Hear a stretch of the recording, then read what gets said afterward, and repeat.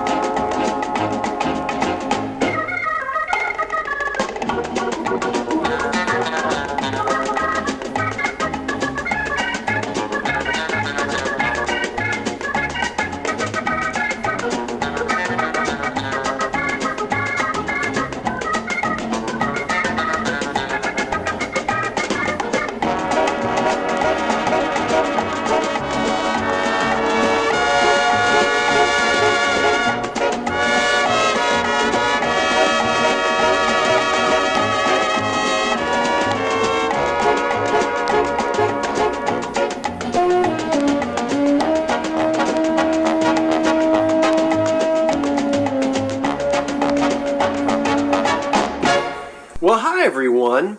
This is the Old Curiosity Shop and I'm Scott. If you're new, I happen to love things manufactured from the 1920s into the 40s, but very often I will find interesting things from the 1950s and 60s, and I sometimes dip into the 70s. Well, today it's pretty clear. It's mid-century time. And I hope you see some things that you may remember from the 1950s and 60s. Let's just dive right in. I think a lot of you are familiar with the Hazel Atlas pattern right here called Capri Dot. Now these little guys are for whiskey, and these back here were actually just small juice glasses. So I've got a set of 8, 4, and 4. I'm going to sell them all together just like that. The Hazel Atlas company was actually sold to Continental Can Company in 1956, but the sale was delayed until I think 1963. But the products were still sold as Hazel Atlas items, but featured in the Continental Can Company catalogs. And then from I think 63 until the 70s, the products were sold as Hazelware items. But these fall into that mid-century era, excuse me, of the 60s. Obviously, I didn't need to tell you that. Look at the color. And then over here we have two very mid-century cats. Siamese cats. Now, there's no maker's name on them. And so probably Japan, and it appears as though these were made in the 1960s. It's a pair of them. And there are no chips or cracks on either one, of course, just a little bit of light crazing. But what's really great is no chips on the tips of any of their ears, and they look really neat. This reminds me of the movie That Darn Cat, and one of my best memories of childhood was going to see That Darn Cat at a drive-in theater sometime in the, well, it must have been in the early 70s. And we were thrown into the back of the station wagon in our pajamas with my two cousins. And so we would all see the film and then fall asleep with our pajamas on, and we would come home and be thrown in bed. But I'll always remember that evening, the drive-in theater, in our pajamas watching That Darn Cat. Anybody have memories like that? I love those cats. And then over here is a very mid-century looking, probably used in a kitchen, very atomic looking. That's one of those ceiling light fixtures that would be attached. And that's somewhat of an unusual shape. And that's the reason why I bought it. So someone with a 1950s kitchen might be interested in that. This piece here I know nothing about and have never seen before. It's made by Coroc of Monterey. C-O-U-R-O-C, I believe is what it says. Turn it over and we'll take a look at the back. C-O-U-R-O-C, Coroc of Monterey, California. And I'm guessing this is either Melmac or some other type of resin or plastic. It appears as though they made several of these. I couldn't find this one, but they appear to be somewhat collectible. And because it just had a really nice mid-century look, I decided to purchase it and offer it up for auction in the Old Curiosity Shop. By the way, everything that you see here is currently for sale in the Old Curiosity Shop, the eBay store, and the link is in the description box right below this video. Another set of gilded cream and sugars. I've really been finding a lot of these. Now these aren't quite the same quality as the salt and pepper shaker that I sold last week, nor are they quite the same quality as the cream and sugar that are currently in the eBay shop from the 1920s and 30s. These are later, I think, and the gilding is a little bit thinner on these. In fact, well, the cream is perfect. There isn't anything missing on it at all. The sugar bowl, oh, I just noticed that looks like a little tiny chip right there on the, I didn't notice that before. Is that a chip? I would call that a little tiny chip down at the bottom. So we'd have to touch that up with a little something. But what I do want you to see is that there's some loss to the gilding on the inside of this. Just two spots there where the gold has come off and gone into the porcelain below. Well, we sure did put a lot of sugar in our coffee back in the 1950s and 60s, didn't we? But in good shape nonetheless. And this says Lady Hamilton, warranted 22 karat gold. Pretty pattern on that. I didn't even look these up. I did no research on them at all. I'm not sure who Lady Hamilton was, but I think they're attractive. They're sitting on top of a large Fenton cake plate or pedestal, and we'll bend down here and let you see. It's called Silver Crest, and there was Emerald Crest and several different colors of crest. This is clear glass here, and they refer to it as Silver Crest. I was watching Michelle from Thrifting 101 last night or the night before, and she gave a good description of the old from the new. If you watch her, she'll do a much better job describing it than I can. It's not marked Fenton, but it's one of the newer pieces, probably meaning from the 70s, because the earlier ones had more of an opal look to the glass. The later ones is much more milky, which this is. But I don't remember all of the dates. So if you happen to watch Thrifting 101, one of her recent videos, you'll get a good description of it.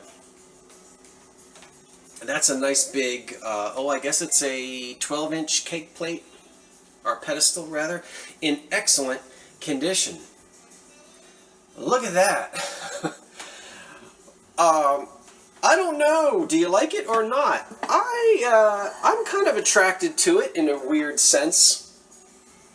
Or in a strange way. It is a casserole dish, I guess, or a covered serving dish. I don't know that you could put it in the oven. You probably just serve.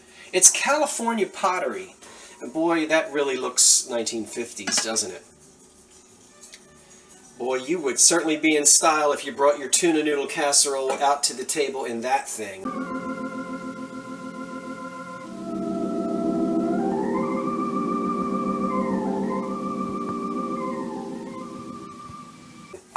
take a closer look. It is in excellent condition. This has been put away on a shelf. California, USA. Okay, and it's got all the gold speckles on it and the gold trim. I'm not sure how many, what the size of that would be. Didn't measure it, but there it is. The lid is good. That's not a chip, that's just where the glaze didn't cover on the underside. And really nice piece from the mid-century.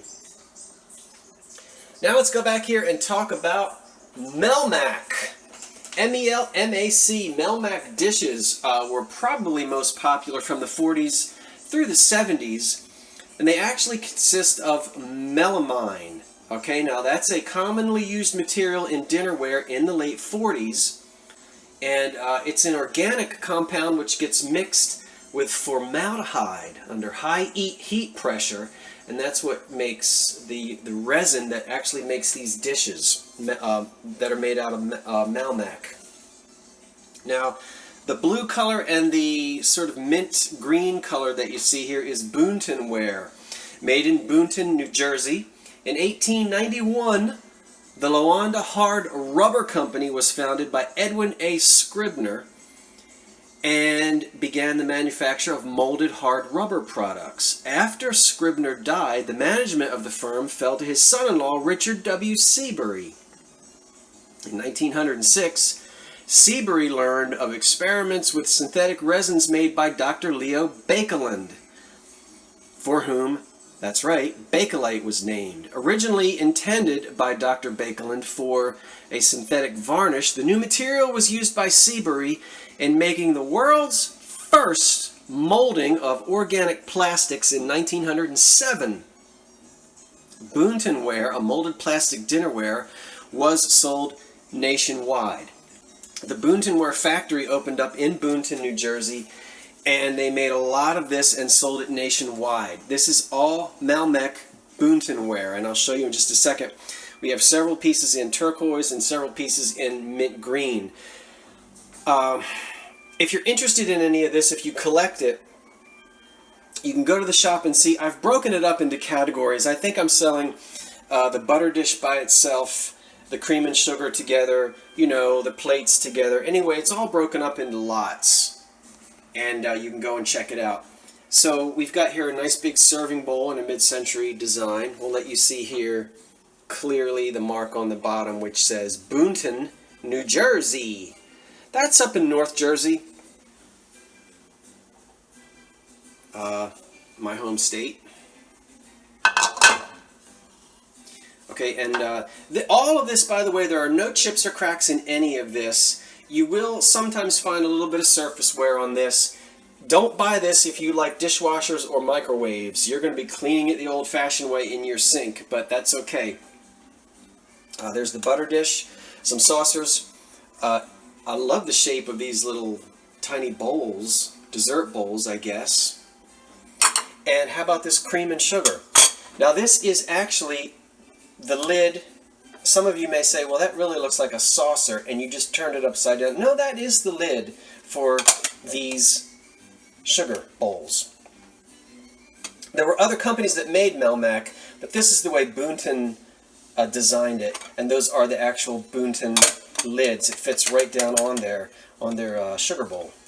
And then here, back here, you can see I've got the same creamer and sugar in the green color. There's some cups and saucers, some berry bowls, platter, cereal bowls rather, some berry bowls, some bread and butter plates, and some dinner plates. So there's a lot of it here, and I'm hoping to sell off the various pieces to collectors who would like to complete their sets.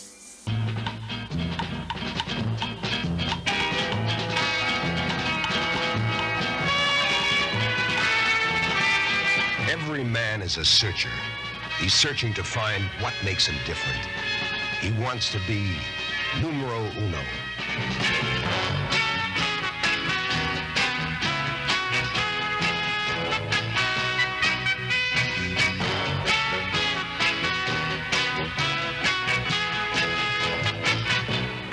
Numero uno, the newest idea in colognes for men. A collection of the 4 basic masculine scents. Find yours with a searcher kit, a jigger of each scent. Then get a full-size bottle of the Numero Uno cologne that makes it for you.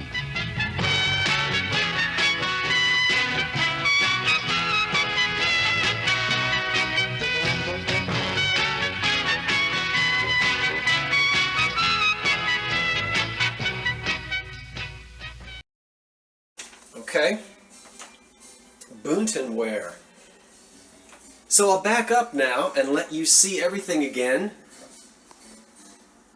I certainly hope that you enjoyed this little trip back to the 1950s and 60s. I had a lot of fun bringing it to you. I'm Scott from the Old Curiosity Shop, saying thanks for watching and so long for now.